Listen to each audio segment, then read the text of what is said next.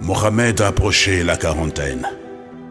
Il s'isola à Hira, le cœur rempli de foi dû à sa vision véridique. Son âme était démunie de tout mal. Le Seigneur l'avait bien éduqué. Son cœur se dirigeait vers le droit chemin et la vérité éternelle. Il implorait son Seigneur de sauver son peuple de l'égarement et les guider. Pour ce faire, il veillait des nuits entières, jeûnait des jours entiers et se laissait aller à la méditation. Il quittait parfois la grotte et descendait la route du désert, puis retournait à son isolement pour réfléchir aux vérités révélées par sa vision.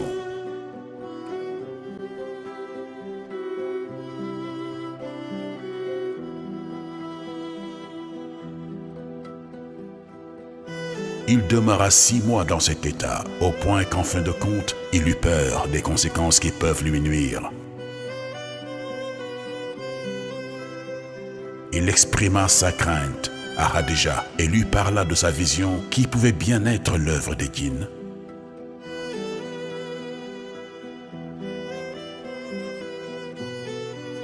L'épouse loyale le rassura et lui dit que les djinns ne peuvent pas s'approcher et nuire à l'homme surnommé les fidèles.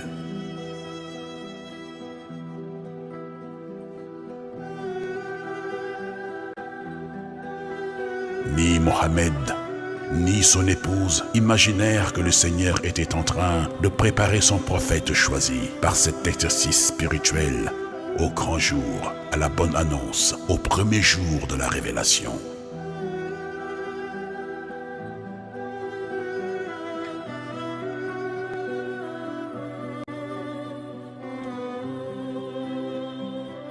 Les débuts de la révélation. Il était endormi dans la grotte de Hira lorsque l'ange vint à lui, tenant une feuille à la main et lui dit « Lis !» « Je ne sais pas lire, » répondit le prophète, tout ébahi. Il sentit l'ange l'étouffer pendant un moment, puis le libérer et l'entendit répéter « Lis !»« Je ne sais pas lire, » répéta-t-il à son tour. Il sentit encore une fois l'ange l'étouffer et le laisser libre. « Lis !» dit l'ange pour la 3e fois. De peur qu'il ne l'étouffe encore une fois, il lui dit « Que veux-tu que je lise ?» Et l'ange de répondre « Lis au nom de ton Seigneur qui créa. Il a créé l'homme d'un caillot de sang. Lis, car ton Seigneur est très généreux qui a instruit l'homme au moyen du kalam et lui a enseigné ce qu'il ignorait, le Coran. » Le prophète répéta ces versets. L'ange les quitta aussitôt, mais les versets demeurèrent gravés dans son cœur. Puis, il se réveilla, apeuré, et se demanda « Qu'ai-je vu? Est-ce bien l'œuvre des djinns qui vient me frapper ?» Il regarda à gauche et à droite, mais ne vit rien. Il fut pris pendant quelques moments par des tremblements et la terreur le poussa à fuir de la grotte.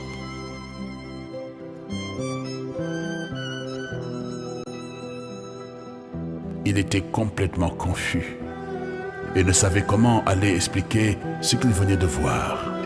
Il erra dans les montagnes, réfléchissant et essayant de savoir ce qui l'avait poussé à lire.